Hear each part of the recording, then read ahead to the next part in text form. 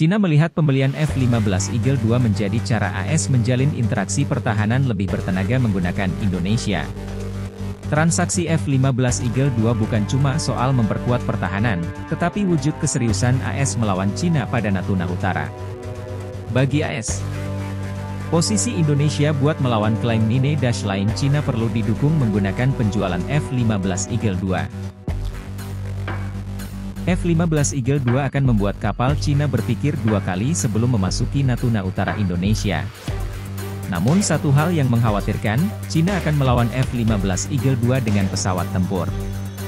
Berarti ada kemungkinan penyebaran kapal induk Angkatan Laut PLA antara Liaoning atau Shandong. Tentunya Angkatan Laut AS meramalkan hal ini. Angkatan Laut AS sedang mempertimbangkan bagaimana menahan pasukan Cina sebelum mereka mencapai daerah lain. Selain membantu Indonesia mempercepat pembelian F-15 Eagle II, Amerika Serikat akan berupaya mencegah pergerakan kapal induk Cina ke Asia Tenggara. Bagaimana mereka mengisi Selat Taiwan dengan berbagai misi tempur. Ini akan mendorong kapal induk Cina untuk tetap dekat dengan Selat Taiwan untuk mencegah Amerika Serikat semakin tidak bergaya di sana. Pada 6 April 2023, Tiongkok atau Cina mengerahkan kapal induk Shandong ke Selat Taiwan. Pengerahan ini sebagai tanggapan atas latihan reguler Angkatan Laut AS di Selat Taiwan. Pengerahan Shandong Aircraft Carrier Strike Group, CSG, Tentara Pembebasan Rakyat dimulai pada hari yang sama ketika Presiden Taiwan bertemu dengan Ketua DPR AS Kevin McCarthy di California.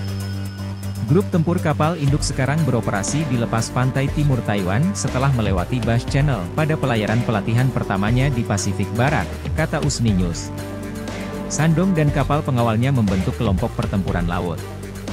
Kantor Staf Gabungan, JSO, Kementerian Pertahanan Jepang mengatakan Shandong dikawal oleh fregat CNS Liuso, 573, dan kapal tanker Angkatan Laut CNS Chaganhu, 905, katanya. Sementara itu, pemerintah AS menegaskan akan terus melakukan kerja sama pertahanan dengan Indonesia. Washington secara bertahap akan memperkuat kerja sama pertahanan dengan Indonesia. AS dan Indonesia telah menjalin hubungan bilateral selama lebih dari 70 tahun. Kami punya berbagai kepentingan sama untuk kawasan Indo-Pasifik yang lebih makmur, aman, dan demokratis, kata Departemen Luar Negeri, yaitu US Department of State. Melalui Foreign Military Sales, FMS, Amerika Serikat mengirimkan senjata ke Indonesia dalam jumlah besar. Amerika Serikat memiliki rekor penjualan pemerintah ke pemerintah sebesar 1,88 miliar dolar yang beroperasi dengan Indonesia di bawah sistem penjualan militer asing, FMS. Proposal kasus FMS utama yang diberitahukan kepada Kongres meliputi pesawat tempur F-16C D Block 25, helikopter busur dan anak panah AH-64D Apache Block 3, pesawat MV-22 Block C Osprey, dan rudal Javelin, AIM-120C, 7 Amraam, AIM-9X, 2 Sidewinder dan AGM-65K2 Maverick, jelasnya. Semua itu dilakukan Amerika Serikat untuk meningkatkan kemampuan pertahanan Indonesia dalam mendukung Indo-Pasifik yang bebas dan terbuka. Penjualan F-15 Eagle II rupanya hanya kedok untuk menipu Cina. Karena Indonesia dan Amerika Serikat sedang mengerjakan proyek besar lainnya. Modern Diplomacy dan Bloomberg baru-baru ini melaporkan bahwa AS dan Indonesia bekerja sama untuk mendirikan pusat pelatihan Angkatan Laut bersama. Lokasinya masih belum diketahui alias masih dirahasiakan, namun diyakini berada di dekat Selat Malaka.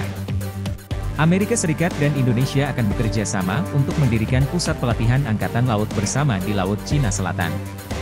Jika AS tidak menjual F-15EX ke Indonesia selama ini, fasilitas Angkatan Laut yang didirikan bersama di pertemuan penting Selat Malaka dan Laut Cina Selatan akan terus dioperasikan oleh Indonesia, jelasnya.